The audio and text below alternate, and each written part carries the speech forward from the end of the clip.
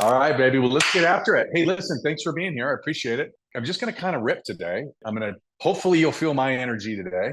I want to leave you with some skills, though, right? Like, really, that is my goal today, is to leave you with some skills. There are things that I've talked about in the past, and it's funny. I can't remember exactly who said it. I keep giving credit to Brendan Burchard. Anybody know who Brendan Burchard is? If you don't know Brendan Burchard, you need to know Brendan Burchard. Let me see if I've got his book here. Yes. High performance habits. I'm also going to talk about books today. Okay. But high performance habits, really great book. And it's really interesting that the people that do the most business in whatever field all possess these habits. Interesting. But anyway, I always give this guy credit because he says, hey, listen, I do these conferences all the time. And I'll have somebody that's going to come up and they're going to say, hey, listen, I'm going to give you the one book that changed my life. And if there's 1,000 people in the room, 100 of you will actually look it up on Amazon. You'll bring out your phone and you'll look it up and you'll be like, oh, that's a great book. And about 50 of you will actually buy the book. About 10 of you will actually finish the book. And about 5 of you will actually do anything with the information that you read. And I thought, wow, that is amazing. I have no idea if those stats are true or not, but if they are, that is outrageous. And kind of what we're going to talk about today is not rocket science. It's nothing new. It's stuff that I talk about all the time. In fact, I think I've even said, hey, listen, you want to know the one thing that literally changed everything for me? It's this. We're going to talk about it again today. I want to make sure that we're all really, really clear and on the same page. The market today is different than the market was last year. Yes? How many of you nod your head? If hell yes? Okay. So it's totally different. It's harder in many ways. By the way, there's some ways that it's actually easier too. We're going to talk about that. But my question to you is your business change proof? Because the constant is that things change. And I'm going to prove it to you. I went to ChatGPT at 5:15 this morning to give you some data. Are you ready? Come on. I need energy. Are you ready? Okay. I want to walk you through the last 6 years. By the way, you could go back 60 years. And I asked ChatGPT to tell me each year what the one thing that existed in the market that made real estate harder. You ready for it? In 2018, do you remember the tariffs that Trump put in place? Remember that? He was going to make China pay. Remember that? Okay. Well, remember what that did is it increased the cost of many of the materials that we use to build homes, which then in turn also increased the cost of those homes. That was a big, like, existential crisis in the real estate community. Do you remember it? Right? Listen, this is not a political conversation, despite the fact that a lot of this is going to sound like it for the first like 4.5 minutes of this deal, right? But remember, all the Democrats were like, see, he's crushing America, right? And all the Republicans were like, make China pay. Remember that? That was the existential crisis. That was, oh my gosh, the sky is falling. In 2019, the Fed increased rates. Wait, what? Yeah. In 2019, the Fed increased rates, which increased interest rates. Wow. Okay. See, it's funny because we think that the world has come to an end today because interest rates have been increased and the Fed has increased rates, but they were doing it back in 2019.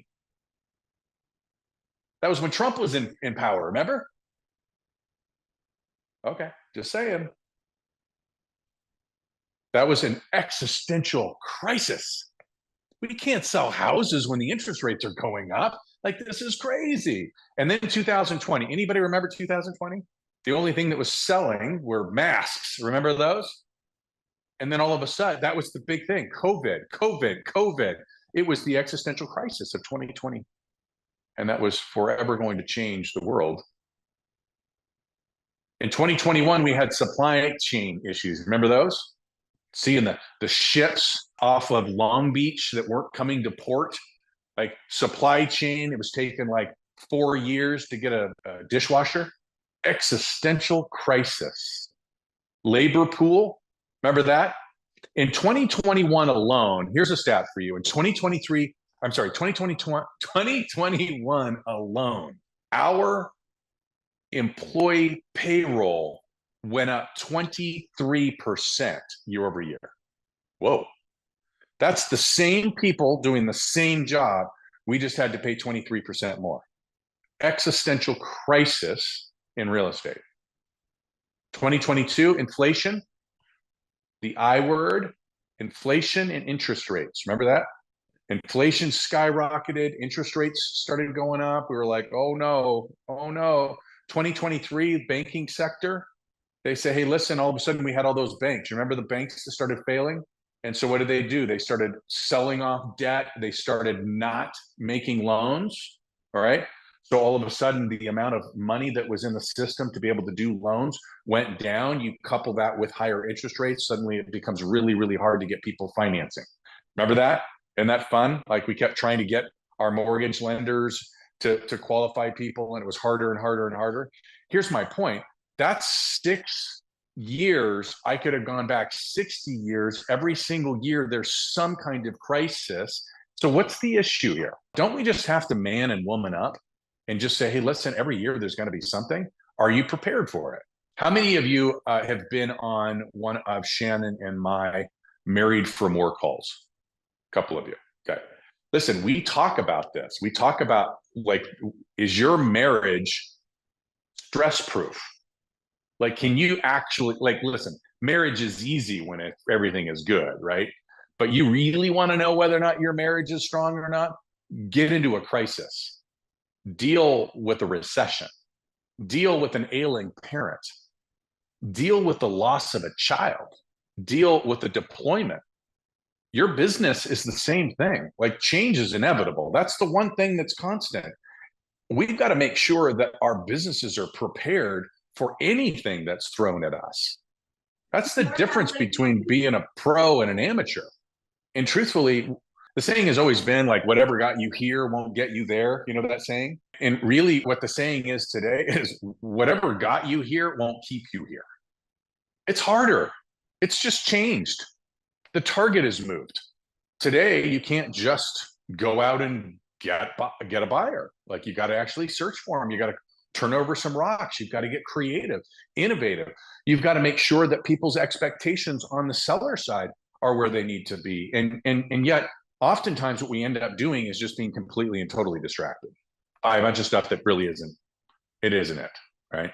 We're going to have to make a decision in a market like this that we're either going to allow ourselves to be tossed and turned by the wind, or that we're going to decide to be the wind. And I mean that. You can make the decision that you are going to be the one. Listen, how about this? Amateurs only want to do the things they enjoy. Pros learn to enjoy doing the things that get them what they want. I'm going to say that again. Somebody on this call needs to hear this. Amateurs only want to do what they enjoy. Pros learn to enjoy doing the things that get them what they want. See, the pros are the ones that are saying, hey, listen, I'm not going to allow myself just to get tossed and turned by the wind. I'm going to be the wind. I'm going to fill my own sail. At the end of the day, when we talk about our businesses, there will be people that will not make it in this business, and we're going to see that at a much higher rate today than we have in the past. Whereas before, it was just always more and more and more and more agents because the business was easier.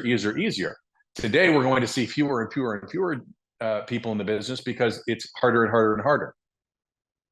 Now, we'll all look at the net numbers and say, hey, listen, the numbers are 3%, 4%, whatever. But truthfully, I believe, and I haven't looked at the numbers, but I believe probably we're down 15, 17% in agent count. We've just added some new people to the business. Some of them are on this call. And congratulations, this is an incredible business. And I don't care when you join or what the market is. Today is the right day for you. You just have to go into it with your eyes wide open. I think one of the greatest blessings on the planet is for you to endure a market like this, because when the market gets better, which, by the way, change is inevitable, what's hard will then become easy. By the way, it'll get hard again. Like, this is the time. There's 3 reasons why people will fail. Number 1, they don't have the sales, right? Number 2, they don't have the skills. Or number three, they don't have the right support and process. That's it. Those are the three things. That's it. Literally, that's it. So my question to you is, where is your Achilles heel? Remember what I say, the greatest form of love anybody can give you is to tell you the truth. Some of you just need to love yourselves more. You don't need to worry about somebody else next to you telling you the truth. You're not that blind. Your blind spot isn't that big. You know exactly where your challenge is. Do you have enough skills? Yes or no? And if the answer is no, you know exactly where to get those skills. If you don't, you've got a leader, I hope, in your world that you can go and say, hey, listen, here's an area where I'm struggling from a skill perspective. Where can I help? Where can you help? What resources are available to me? You're on these calls, which is awesome. Like, this is a great place to start, right? If it's you lack sales, well, we're going to talk a little bit about that today, but right, that's just a simple sales structure conversation, right? We got to have opportunities, which are leads, and then you've got to get good at identifying what it is that the problem is, and then solving the problem, and then being a closer to that problem. That's easy, right? And then process and support is really simple. Like, hey, there's a process for that. If you're going to do it more than once, then you should have a process for it. It's just the way. And if it's Kathy Koyman's way, it's the Kathy Koyman way. And we don't reinvent the wheel every single time. And we outsource and we leverage those things that are not our highest and best use of time and money. If you don't like your income, you just need to focus not on your income, but on solving more problems for more people, or maybe bigger problems for those people. I know that sounds cliche, but the reason it's been around, that saying that if you help enough other people get what they want, you won't ever have to worry about what you want. The reason it's been around for so long is because it's true. We all know the person who's just in it for the money. We're surrounded by them right now, whether it be other companies that are all like talking about going public. By the way, you know what happens when a company goes public? Their customers are no longer their customers. Well, follow me for a second, okay? We're a privately held organization. Who's our customer? If you're an agent, point to yourself, please, okay? When you go public, who is my customer? Who knows the answer to this question? Unmute yourself. Shareholder. That is not you, by the way, all right? You understand? Same thing when it comes to sales. We are all trying to serve customers. If you make it about the money, you won't get the money. I'm just going to tell you right now. If you make it about the people, you won't ever have to worry about the money. I'm going to just take a pregnant pause because I need you to hear that. If you make it about the money, you'll never get the money. If you make it about the people, the money will come. So how do we do it? How do we serve more people? How do we solve more problems? Like, they're not making any more time in the day. They're like, how do we do all of this? Well, listen, we hear a lot about time management. I'm going to change the narrative just a little bit for you today. I want to talk about attention management, because we have 1,440 minutes in the day. Every single one of us has that same amount. Got to sleep. By the way, if you do the math on this and you really start looking at it, you're like, holy shit, how is it that I actually spend all of my time? Because that's a lot of minutes. And you start figuring out how much you sleep, and then you figure out how much time you spend with your family and how much time you're actually working. And then if you all of a sudden started actually looking at it and going, holy schmoly, there is no way that I am getting done what needs to get done in the right amount of time. And the reason for that is because it's not about the time, it's about your attention, right? How many of you have opened up your phone and went to go post something on Facebook or Instagram, and all of a sudden 25 minutes later you were still there and you're like, what the hell happened? Yeah, me, right? All of us, right? That's what I mean by attention. See, it wasn't the time. You didn't go in and give 25 minutes. What you did is you gave 25 minutes of your attention. It distracted you, right? And so rather than focusing just on what I'm going to do, I want to challenge you today to identify what's getting your attention. I want you to beat yourself up over it. Like, I want you to really go dark. Get pissed off is what I want you to do. Hey guys, sorry for the interruption. I'm going to get you right back to the video, but most of you know me as a real estate broker, or maybe somebody who's built and scaled one of the fastest growing sales organizations in the country. What you may not know is that I also work with other sales professionals and leaders that are looking to grow and scale their businesses and just live badass lives.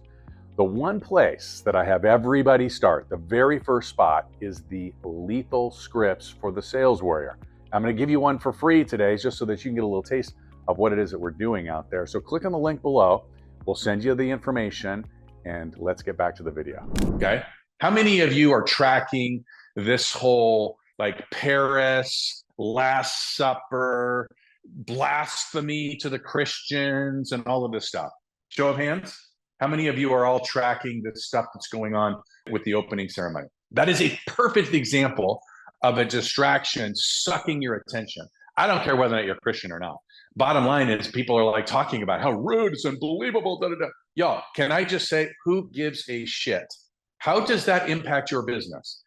Number one. And number two, if you're not a Christian, you really shouldn't care. And if you are a Christian, then you probably need to sort of remember the Last Supper was actually a table that probably looked a lot like that table in its time, with people who were, doubting Thomas and criminals and tax collectors and all this stuff, right? Like if you were a Christian, you'd be like, hey, listen, that tracks.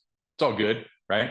Like no big deal. As Christians, we're told to just, what would Jesus do, right? Well, Jesus wouldn't have his panties in a wad about something that's on social media. Like nobody, like he just wouldn't care, all right?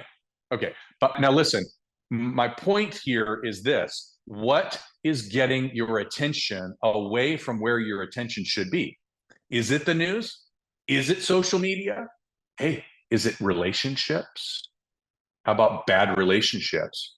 Anybody in a bad relationship? Don't answer that. But listen, you know exactly, hey, whoever's in one, you know exactly what I'm talking about. Okay.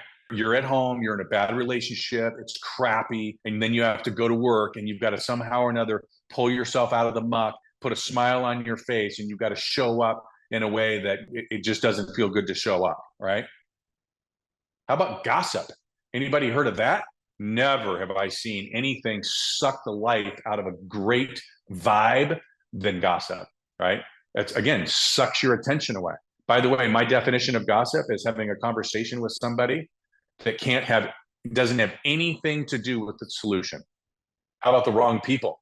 One of the hardest things in the world that you will do if you actually decide that you want to level up your life and your business and you want to leave a legacy that's completely different than the legacy that was likely left to you, is that you will change the people that you surround yourself with. The edit and elimination of the wrong people in your life, that's what's sucking your attention, right? So there's another way of looking at this, right? And by the way, I want you mad. Like I want you sort of like, oh my gosh, I'm doing that, or oh, I got these bad people in my life, or man, I'm on social media, or I'm listening to this nonsense on the news, and I want you mad, because what we're going to do now is we're going to talk about crowding it out. Okay. I love when Shannon coaches people with their health and nutrition coaching. What she does, which I think is awesome, she doesn't go in and start saying, hey, I don't want you to eat sugar. I don't want you drinking booze. I don't want you having pasta. She doesn't do that. What she does is she crowds it out with good. She says, what I'd like you to do is I'd like you to start with a gallon of water. I'd like you to get up at 5 o'clock in the morning and follow this thing. I'd like you to have this much protein. Well, guess what happens? Watch this. Water, if I drink a gallon of water, my craving for sugar goes way down. I don't know if you knew that or not. If I get up at 5 o'clock in the morning, I'm going to drink a whole hell of a lot less at night because I can't get up at 5 o'clock in the morning. If I start with protein, I don't have room for the carbs. It accomplished was that we were seeking, but what she did was she crowded it out.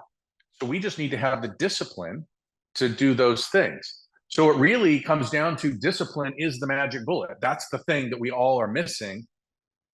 And we say it's elusive. We say that it's hard, but is it? Can you be honest for a second? Like, is discipline hard? If you're answering yes, by the way, me too, it's a reframe. It's in your head, okay? Because you are disciplined to brush your teeth every morning, right? You shower, right? You wear clothes. Presumably you wear pants to work. You pay your bills, yeah? Hopefully on time. That's all discipline. It's being disciplined to doing something. I'm not sure that discipline is really all that hard. Well, here's what I would say. The saying is, you can either be disciplined or you can wait and get disciplined. And so when we think about paying our bills as an example, right? We either get disciplined to paying our bills on the first of each month when they're due, or we miss the due date. And then later we get disciplined with late fees and 3-day notices and all of the chaos that ensues, right?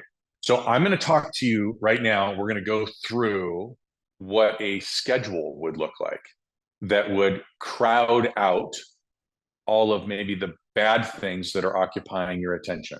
And then you can make the determination as to whether or not you're going to be disciplined enough to either adopt this schedule or build your own and just do it.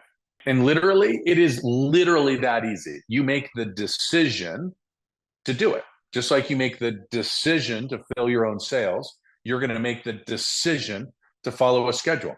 This is a sample schedule. This is the schedule that if you follow this schedule, you're on track to do $250,000 in income. If you want to do $250,000 of income, 249 to be exact, then this is your schedule. If this is not what you want, then disregard. If you follow this schedule, really amazing things will happen. If you are disciplined to this schedule, you're going to crowd out all of the not so amazing things from your life. And you can take a screenshot of that, but I'm going to walk you through it. At 5 o'clock, out of bed, baby, let's go. 1 hour, beast mode. If you don't know what beast mode is, I'll go through that with you here in a minute. Or you're welcome to ask about it, or you can ask a leader, or you can search YouTube, and there's a video on that as well. Kids aren't in school right now, so this is a during the school year schedule. 6 to 7, family time. 8 to 9, MLS and emails. 9 to 11, prospecting time. This is Monday, Wednesday, Friday. 11 to 12, exceptional service. 12 to 12:30, lunch. 12:30 to 1, able. Always be learning everything. 1 to 3, appointment time. 3 to 4, exercise. Look at that, y'all. Out. 4 o'clock, gone. 6 to 8, family time. Fridays, date night. Tuesdays and Thursdays, 5 a.m., bam, beast mode for 1 hour. 6 to 7, family time. 8 to 9, MLS and email. 9 to 11, appointments. 11 to 12, exceptional service. 12 to 12:30, lunch. 12:30 to 1, able. 1 to 3, prospecting. 3 to 4:30, marketing. Out. 6 to 8, family time. So let me ask you, if I have to get up at 5 o'clock in the morning, am I going to be more disciplined with what time I go to bed? Am I going to be more disciplined with what I'm doing before I go to bed? You bet your booty. How many of you say that the most important thing to you and the reason that you actually go to work and you do what you do is because of your family? Show of hands. Right? You're here to provide for your family, to create legacy, to do something exceptional, to leave your children, your spouse with a better life than maybe you had. Maybe that's the driving force. We all have our different reasons. We all have our different drivers. But most people say, hey, listen, I'm in this for my family. And yet, if I looked at your schedule, do you have time on your schedule that's dedicated to family? If you don't, y'all, you've got to be super honest with yourself. The most important thing in your business, in your world, is your calendar. If it's not on your calendar, it does not exist. That's a hard and fast rule. Shannon and I made the determination that we wanted our children to go off into school with the right mindset, to be great contributing forces into their community, and to be able to learn everything that they needed to learn. And we weren't doing it. We were mocked for hair on fire, coming in on 2 wheels. And the kids were like, and they would go into class and they'd be like stressed out and improperly fed and all of the things. And it wasn't right. It wasn't the right thing. But we carved out time. We said, hey, listen, kids are up at 6 o'clock in the morning. From 6 to 7, I'm making breakfast and I am the thermometer in their lives so that they can leave our house in the proper mindset and heart set to have great impact and have a great life. That's our job. And it changed everything. I check emails. Oh, look at that. I have an email time. I check the MLS. I do my emails. Done by 9 o'clock. Why do I do that? Well, I'm going to make my prospecting phone calls from 9 to 11. That's right. 2 hours every single day. You never, ever, ever, ever miss. If you have a business that goes like this, it's because you miss this time. If you do this time, you crowd out all the God minutes. You crowd out all of the things that are distracting. You're there, like you're on point. Now I've responded to my emails and I've looked at my MLS and I'm the smartest person as it comes to what's going on in my marketplace, so that when I get on those phone calls, I can have the right conversations. We got to deliver exceptional service, and I'm going to do that from 11 to 12 every day.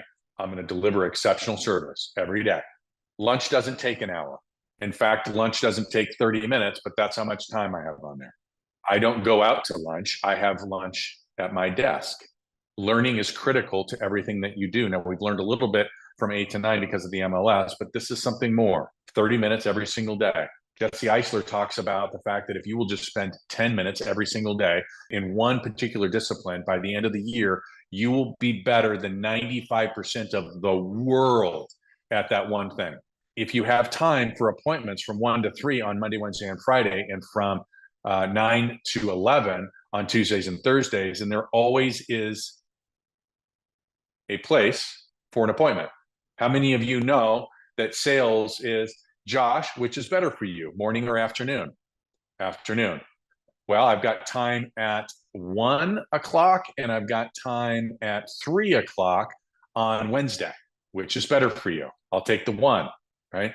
It's giving people options. Now you have options and there's always a place for that. By the way, if you're in a marketplace where your appointment time would need to be from 4 to 6 as an example, then change your schedule, right? Make your time blocking different. Exercise is critical. In fact, it's part of beast mode. So get it on your schedule. And now we're back to family. If you follow the schedule, just so you know, if you did the math, if you follow the schedule, you'll actually be working for 30.5 hours per week. How many of you are willing to take that deal to make $250,000 in trading 30.5 hours per week?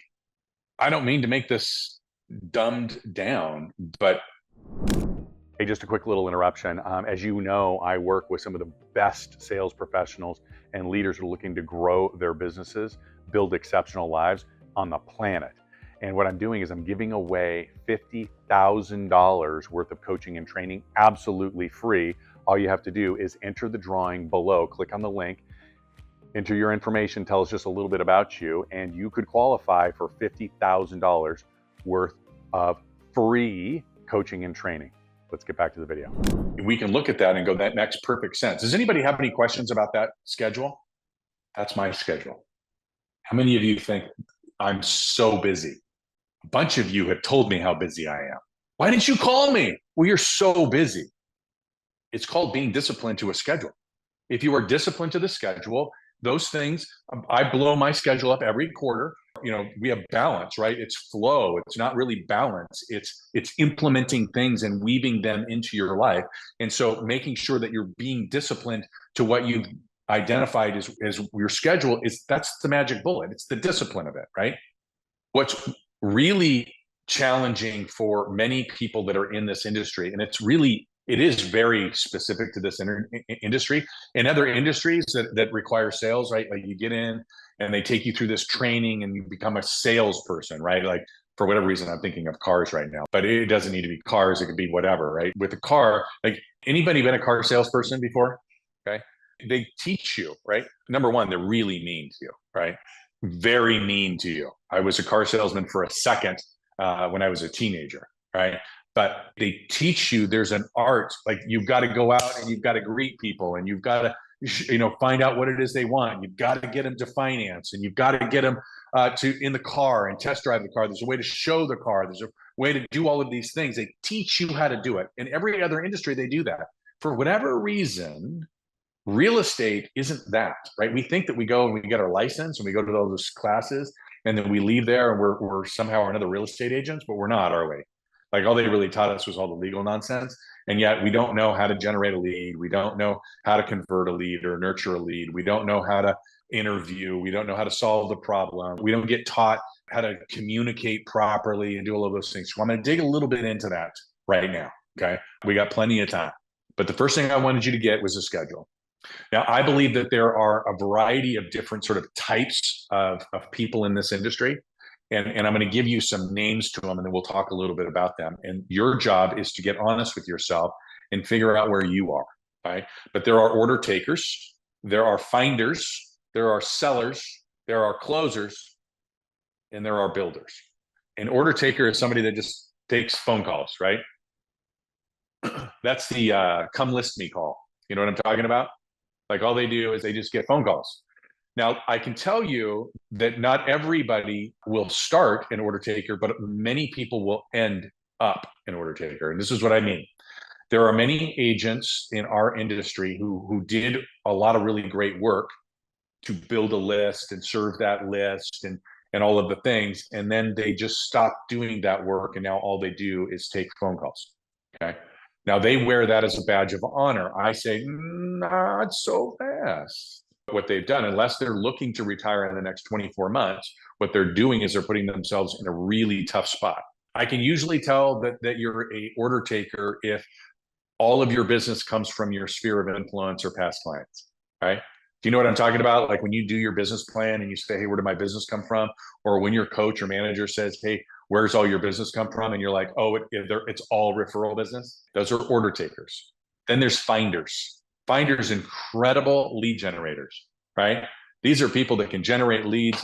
I can just go to lunch, right? I can just go to the coffee shop and I ended up with 3 leads. They may be people that are really good online, Google My Business, paid ads, social ads, serving on boards, charities. Like, you know what I'm talking about? That person that just can really build a list. And yet they still can't quite get their business going in the direction that it needs to go. And then there's sellers, right? And this is the also known as tour guides. You know, the ones they're always selling. They've got like 400 buyers. They're always showing properties, always, always, always, but they're never getting people to actually buy those properties. Those are the ones that oftentimes just don't quite have the confidence or the right mindset to be able to have really hard conversations with their clients, set clear expectations, whatever. They're perfectly happy throwing them in their car and taking them around. And then there's closers. ABC, right?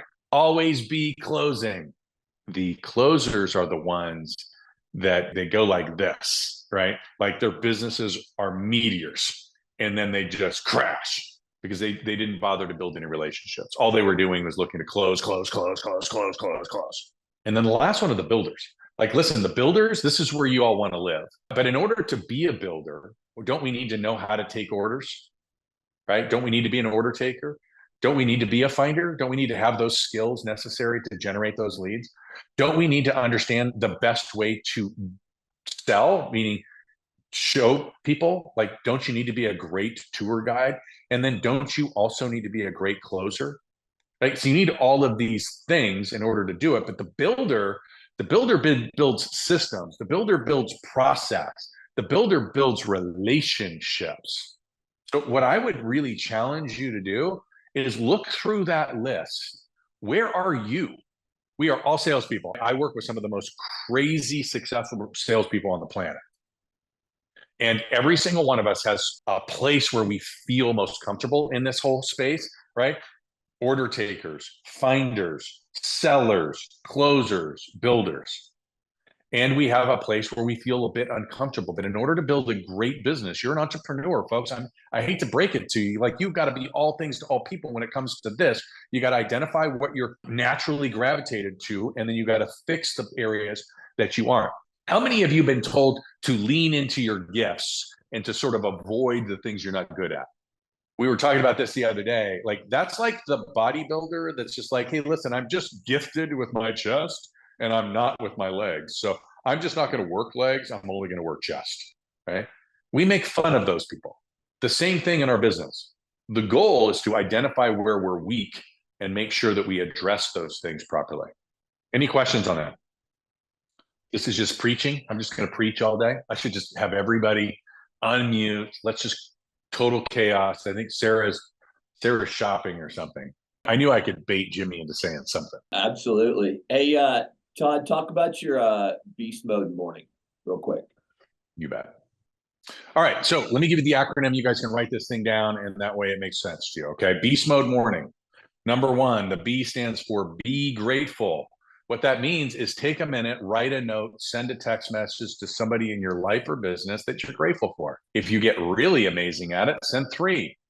Okay. But each morning, Go out of your way. By the way, you know that gratitude in silence isn't actually gratitude, right? I am grateful for Jimmy. But if I don't tell Jimmy that I'm grateful for him, is it really grateful? The E stands for exercise. The A stands for affirmations. Listen, I am not one of those people that says, hey, listen, I'm just going to speak things into existence. I want $1 million, right? And then all of a sudden it's there. But I am somebody who believes that my affirmations will put me in the right state, the alpha state that I need to be in order to make sure that I deliver the level of value that will get me to the $1 million. You follow? The S is seek. That is read 10 pages every single day. The T is transcribe. Transcribe means different things for different people, right? For me, that is, I have a journal. Honestly, y'all, I write in that journal. I have never gone back and read that journal. It's a place where I can just get icky shit out of my heart and my mind and someplace else. And what's great about journaling is that it's gone. For those of you that journal, you know exactly what I'm talking about. For those of you that have not yet journaled, I just challenge you to try it. It's a great place to just get all of the icky shit out. And the other thing is writing. We are all content creators, aren't we? Isn't that how we generate leads? Well, wouldn't it be amazing if you spent just a little bit of time each day creating that content? The M is meditation. For me, that's prayer. I also do a little tapping and priming. You can YouTube that stuff. The O is organization, organize. I go through a process where I look at my schedule. I look at it for everything, right? Like every day, each week, and I go out for the entire month. Now you may think, well, that's crazy. I get it. It's a lot, but it takes me about 12 seconds because I do it every single day. And so what that means is I'm looking at my schedule for the entire day. I know that my first appointment is here, my next one's here, my next one's here, my next one's here. I look at the rest of the week. Oh, I've got some things coming forward. I need to know what's going on. And then I look at the month. Oh, hey, listen, I've got a trip or an obligation in 3 weeks. Now, every day, it's just gets extended a day, right? The next one is why that's so important. And the D is declare. And I'm going to tell you something. I will look at my schedule each and every day, and I will look at every single appointment. And I'm one of those people, and I think I've shared this with you. I am a critic. Okay. When I walk into a room, I can tell you what's out of place. Are there anybody else? Right? Like I just see what's wrong more than I see what's right. I'm super annoying to be married to. Okay. Because I can walk in and be like, that's out of place, that's out of place, that needs to be fixed. What I mean by that is when I go to appointments, I can bring that person to the appointment, or I can bring the person that's going to literally change the outcome of the appointment before I ever go into the appointment. All right, one more interruption. Hey, listen, you guys know I'm working with salespeople and leaders all over the country, all over the world for that matter, and we're all focused on one thing. How is it that we have the greatest impact and change the most lives? So here's the thing. You don't have to pay me to be your coach. I'm going to give you my phone number. I want you to text me any question you've got. I promise you I'll answer it. Just try me. 833-338-0078. Ask me whatever you want. I'm in this for you, not just with you, for you. Let's get out there and crush it and change some lives. So what that means is I'm going to go have an appointment with Rodney. Okay.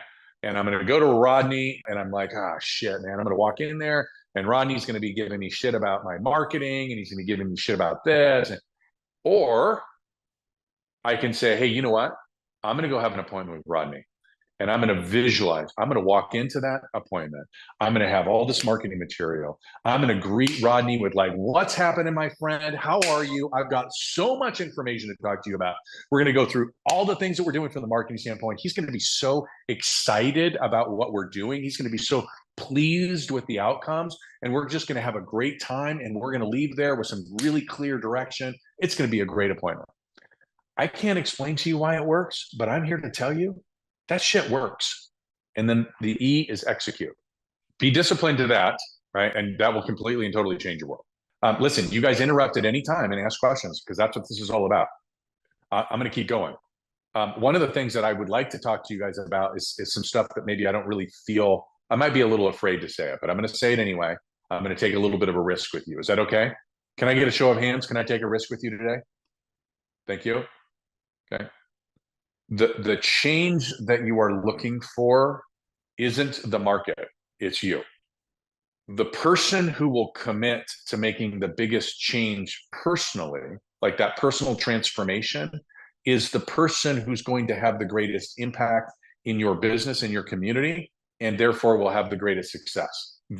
But it's you. And the reason I know that is because we're seeing it, right? There are some people in the marketplace that are crushing it.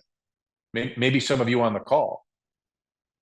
Some of you are winning, and there's a bunch of other people that aren't winning. Well, what's the difference? You're doing something different than everything else, than everybody else is, right? Here's the thing, right? And I'm going to scroll through some faces here because I want to see some faces. For those of you that are hiding your faces, I want to see your faces. Listen, you ready? Some of you are too comfortable. You're waiting for the market to come to you instead of you going out and making the market. I was at a Patrick Bet David event this weekend. He talked about the two little devils on his shoulder. I guess one's a devil and one's an angel. One was like, hey, everything's going to be fine. Like it's all good, right? Just keep doing what you're doing. It's going to be fine. It's all right. Don't panic. And then the other one was like, holy shit, the world's coming to an end. If you don't make it happen right now, you're out of business. This is horrible. They're coming for your kids. They're coming for your wife. They're coming for your business. Paranoid. And I thought it was fascinating. He goes, you know what? What I found is that you have to lean into the paranoid one. And yet here's a guy who's probably worth $300-400 million. Okay. Guy doesn't have much to be worried about, I guess, is my point. Okay. And yet what he's saying is when things are good, be paranoid. When things are bad, be paranoid. When things get good, be even more paranoid. And we've got to be able to lean into this idea that like staying status quo isn't going to work. What got you here not only won't get you there, but it won't keep you here. The market's changed. You've got to get paranoid. You've got to stop being so casual with what's going on in the world. You've got to roll up your sleeves, understand that there's less food to feed people, and you're going to have to determine whether or not you're going to get yours. That doesn't sound like playing nice in the sandbox. That doesn't sound like being Christian, does it? That doesn't sound nice. 8 billion people on the planet. If there's only 6 billion pieces of food, what are you going to do? There's 1.5 million real estate agents. There will only be 4 million transactions done this year. I'm just going to ask the question, like no judgment here, okay? Are you okay doing 2.5? I'm going to let that sit in for a second. I want you to think about that for 1 second. 1.5 million agents fighting over 4 million transactions. 2.5. The only way for you to do it is you're going to have to get paranoid. You're going to have to get really clear that there's not a ton of food out there, and you're going to have to go get yours. You're going to have to go compete. You're going to have to go fight for it. And the way you fight for it is you change you. Your personal transformation is going to be the determining factor in your success in your business, your personal transformation. And I'm going to give you a couple. There's like, we could literally spend the next 6 hours.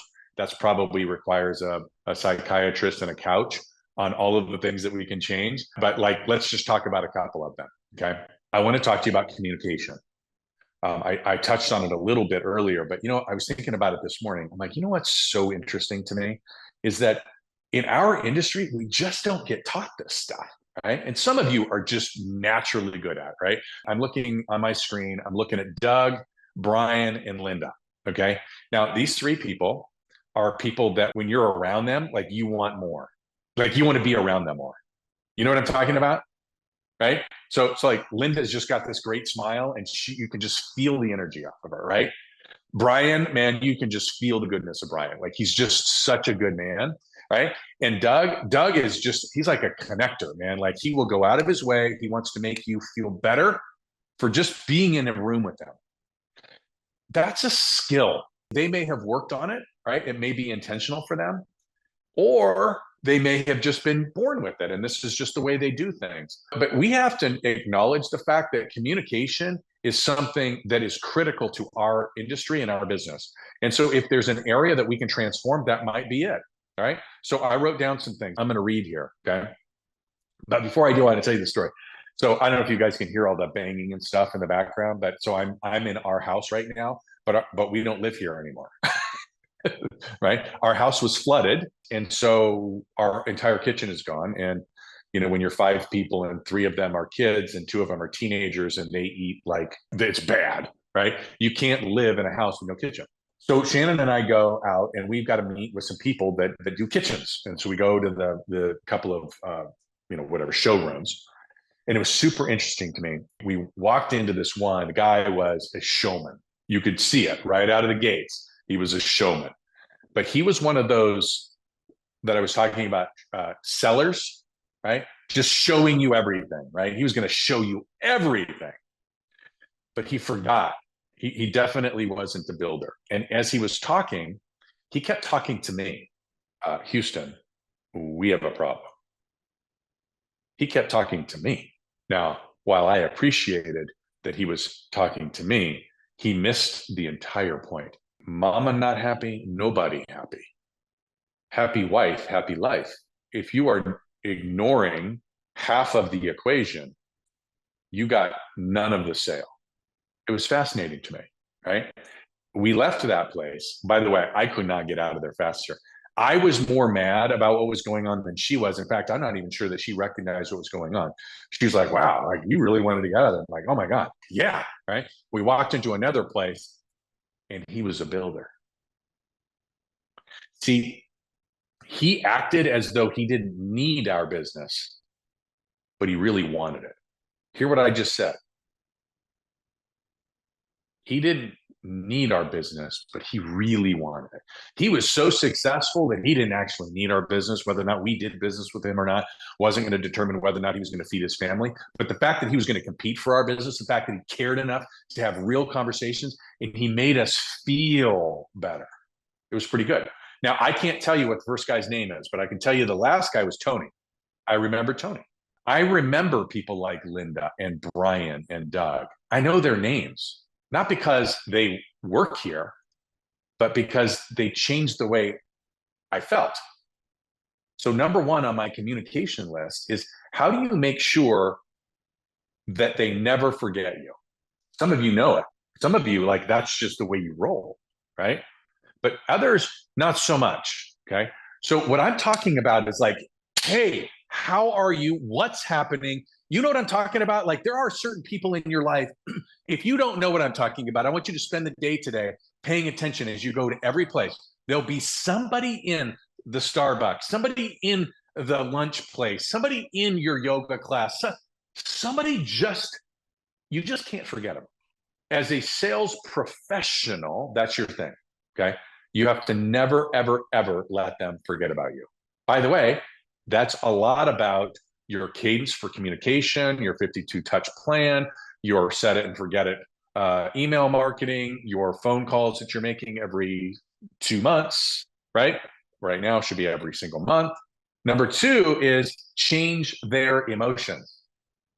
You have a choice to make. You can either be the thermometer or you can be the thermostat. When I walk into a room, you are not going to tell me how I'm going to feel, right? I'm going to tell you how we're going to feel today. It's just how I'm wired, okay?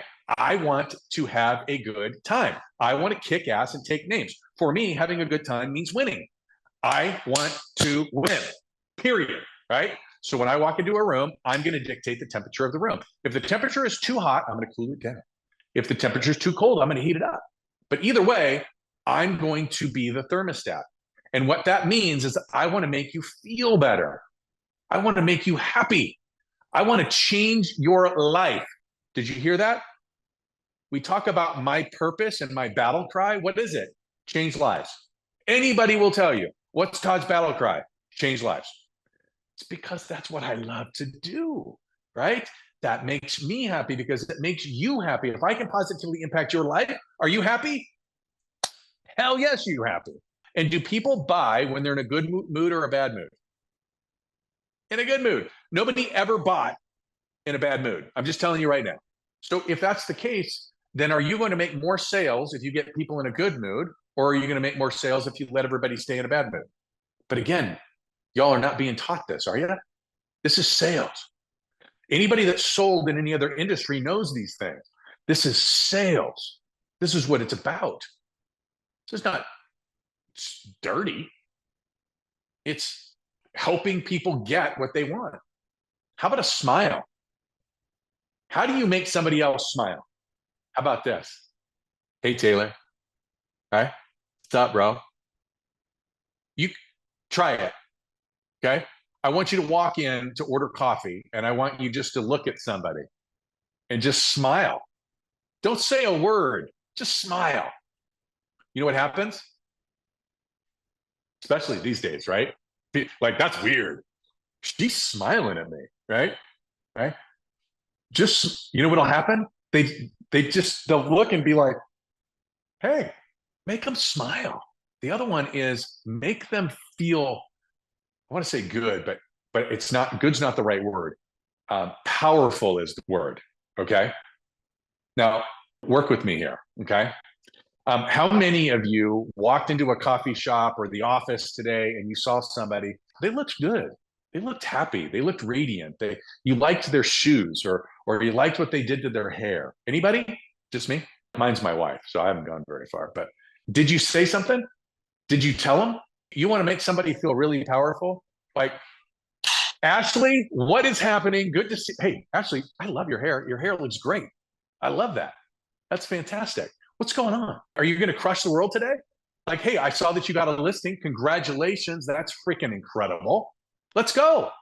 You want people to feel more powerful in your presence, because you know what happens when people feel more powerful in your presence? What do you think? They want to spend more time with you. If they want to spend more time with you, do you think you're going to get more or fewer sales? That's right. You're going to get more sales. Is that the problem? Or is that the thing? Is that the way? And the last one I have for you is touch. Hey, sorry for the interruption. Last one. Hey, it's about that time, and we are doing business planning events all over the country. And I want to make sure that you have your absolute best year ever.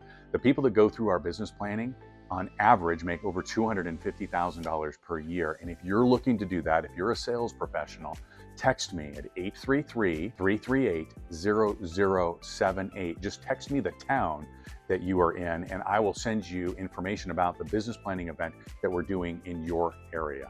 All right, let's get back to the video. This is not an HR kind of touch, right? I'm talking about, like, there's a time and a place, especially post-COVID. Like, our lack of connectivity through COVID was brutal. I don't know if it was just me, but it was brutal. But I want to tell you this story. So I have a son who's got ADHD, pretty hardcore ADHD. It's not your meek and mild ADHD. It's hardcore, right? With Quinn, when you're talking to him, he's all over the place, okay? But if I place my hand on him, just the touch, and I have that conversation with him, he's locked in. Do you know what I'm talking about? It's a skill, y'all. It's something that you were taught, that you learn. If it works for somebody with ADHD, can you imagine what that's got to look like and work on somebody that doesn't? To be able to grab somebody's hand and you take your other hand and you grab, the guys know exactly what I'm talking about right now, right? You grab somebody's hand and somebody grabs your arm with it, like, hey, great to see you, right? Ladies, right? It's when you shake the gal's hand and your hand goes over the top, right? When you take your hand and you put it on their shoulder, right? We're in a different level of rapport, and you are all operating at a different frequency now because we just went through this whole thing, right? Like, you are smiling. You're a thermometer, not a thermostat. You are making people feel amazing. You are operating at a different frequency, and then you put your hand on their shoulder. They feel that electricity. That's communication, and it's a skill. And the way we learn skills is we've got to learn them, and then we got to practice them, and we've got to role play those things, and we got to take them to the game. The other one is your look. And listen, I mean, I'm not going to shy away from the conversation. Your hairstyle, I'm looking at a bunch of bald people. So on my screen right now, that was not very nice. Okay. Yeah, there you go. And John shook his mane, right? Let's go. Right. But look, here's your hairstyle matters. Okay. I had this conversation with Cole last night, my oldest. And I said, bro, what are you going to do? Like, he's got this great haircut. When your dad loves your haircut, like it's not the right haircut for you. Okay. Not when you're 18 years old. I say, I go, so what are you going to do with your hair? And he goes, what do you mean? And I go, well, I like it. I go, that should be your first sign that it's probably not what you should have right now. And he goes, what do you mean by that? And I go, bro, listen, you've got 4 good years left of any hairstyle you ever wanted before you're going to have to change that hairstyle to sort of meet with what society needs from you at the time. Okay. And he's like, all right, all right. So don't judge me on my son's hair, because I do challenge him to get out of the box and sort of experience life. But your hairstyle as a business professional, as a salesperson, matters. The way you dress matters. And I'm going to say something as I'm wearing a t-shirt, but it's a nice t-shirt. I see a lot of salespeople who dress like they're worth millions. Doesn't make any sense. Okay. You need to dress like you're not worth millions so that you can make millions. And when you're worth millions, you can dress however you want. Okay. How you show up matters. For my friends in resort markets, don't go showing property in your fly fishing gear. Okay. That's not it. That's not professional. That's not how we show up. Now, there may be a time and a place, right? And I certainly have done that, but it's been very much like everybody knows that 90% of the time Todd shows up as a professional person. And now I called and I said, hey, I want to see this property right this second. And I say, listen, I'm happy to do it, but I'm on the river right now. Like, I'm going to show up looking like a wet rat. If you're okay with that, I'll come right now. How you look. We talked about smile from a communication standpoint, but am I more approachable like this, or am I more approachable like this? It's how you look. And then your physique. Listen, I'm going to say it out loud. Everybody knows it. All right.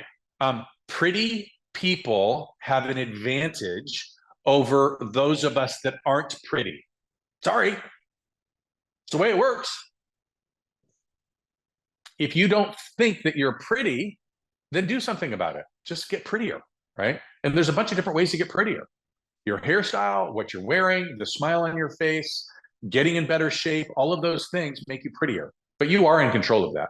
I'm never going to be like, who's the guy? Listen, I'm old. So it used to be like Tom Cruise and that kind of thing. But, what is it? Zach, whatever his last name is. All right. Last thing I'm going to touch. I have 11 minutes and I got to get the hell out of here. George Strait. That's funny. I got my hat. I got my black hat. I should put that sucker on, Ryan. All right, listen. Something's going to happen in 18 days. Who knows what it is? In the chat box, what is it? By a show of hands, digital hands, please. By a show of digital hands, how many of you are a little freaked out about what's happening in 18 days? Nobody. Awesome. All right. Well, then I don't need to talk about it. We're good. Okay, fantastic. Listen, do me a favor for all of you that are on this and that you've got your shit together, you know exactly what you're going to do and what you're going to say and when you're going to say it and the contracts and all of those things. I want you to do me a favor. I want you to go out and find somebody that's not as confident and calm and collected as you are and help them out. Okay. Because listen, I think just as we started this entire thing off, right? What are we giving our attention to? This might fall into that category. We are all in the same boat. I've been in this business for 22 years. 22 years ago, I had somebody tell me, listen, you have 2 choices. You can either have somebody sign a buyer's representation agreement when you go to show them property, or you can risk it all and wait until you write an offer. Either way, you're going to have to get it. Okay. But one will guarantee that you get paid, and the other one risks that you won't get paid. That's what they told me 22 years ago. And here we are 22 years later. And the only thing that's changed is that now everybody's required to get a buyer representation agreement signed. That's it. By the way, it's almost exactly the same buyer representation agreement as it was 22 years ago. There's been some minor changes. By the way, we're going to have our forms, and they're probably going to change within the next 4 to 6 months, don't you think? Don't you think we're going to get into these things and people are going to be like, oh shit, that didn't work out so well. We're going to have to change that. But they're state forms, and the good news is that they've got tens of thousands of agents in your state, and everybody's using the same forms. It's all good. The good news is that you can get those buyer representation agreements signed to make sure that you're going to get paid and that there's clear understanding with buyers and their agents as to what the duties are to each other. The good news is that you're going to be way better at filling out paperwork because you're going to be much better at sharing with people what a listing agreement is and what the duties of a selling agent are and what a buyer purchase and sale agreement are and all of the things that go along with it. You're going to be much better at it, which is going to make you more professional, which is going to help you create more winning situations for your clients. That's a really good thing. The good news is that those rules that used to say that you're not allowed, some of the states don't do it this way, but for those of you that know what I'm talking about, you'll know what I'm talking about. Some states, you're not allowed to address commissions in the purchase and sale agreement. Did you know that? And yet that's all out the window now. Those rules have changed. So the good news is that like I could literally write a purchase and sale or write an offer on behalf of a buyer and just ask in the offer that the seller pay the buyer's agent 3%, 4%, 8%, 12%. And it just becomes part of the negotiation. I don't want you all to get freaked out, but I do want you to get prepared. I want you to know what your proven process is. I did a class on what the modern day buyer proven process is. If you don't have that, go search it up. It's on YouTube, right? Go watch it. It's just not that deep, as my 18-year-old says, right? It's just not that deep. This is a simple conversation. Don't get distracted. Don't get upset. Don't let your emotions go there. I want your emotions and your focus to go on the things that can actually change your business and change your life. But either way, right this second, y'all listen to me. I know you all are tired. I know you're done. 6 minutes. I need you to do me a favor. I need you to call your shot right now because some of you aren't going to make it. And gosh darn it, I don't want it to be you. You got to call your shot. You've got to make the determination right here and right now that you're going to be one of the 13%. Right this second, you got to make that determination. I want you to call your shot. I want you to say, it is me. I am the one you've been looking for. I'm the guy. I'm the gal. I'm the one that you are going to be talking about. I'm going to be the legend in my marketplace. I'm going to be the one that changed everything when things were really, really hard. I'm going to be the skipper that sailed the wild seas. Okay? Like, this is your time. But if you don't call your shot, you're not going to get it. Right? I love what Patrick Bet-David said there. He's like, hey, listen, be paranoid. Call your shot right now. Because you are under attack. Your industry is under attack. Your model's under attack. Your commissions are under attack. The same way they've been under attack every single year before. This is your time. Call your shot. I'm going to give you 4 books. 4 books. You ready? Write them down. Man Up by Bedros Keuilian. It's Woman Up too. Number 2, War of Art. War of Art.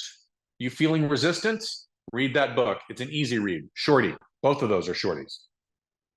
Atomic Habits. Read it. Develop great habits. Outperform everybody. I was actually 5 because I gave you that one, right? High Performance Habits, right? High Performance Habits by Brendon Burchard. And the last one is Mindset. Listen, the power of your mind is a crazy, crazy, crazy thing. I don't know why it works. We talked about the beast mode. How I can actually declare a different outcome for my meetings, and I can go into meetings that should typically be negative situations and I can turn them into positive just because I've declared them that way. I'm telling you, it's amazing. Mariah, the first book was Man Up by Bedros Keuilian. 4 minutes. Look at that. 4 minutes, baby. Let's go. Hey, go out and kick some butt. 18 days out. You got this. Like, it is not that deep. Go calm somebody else down that's freaking out, because there really is no reason to be freaking out. And let's make a difference. Let's change some lives today. Yeah. All right. You all look beautiful. You all look amazing, especially with those braces off. Let's go. Ah.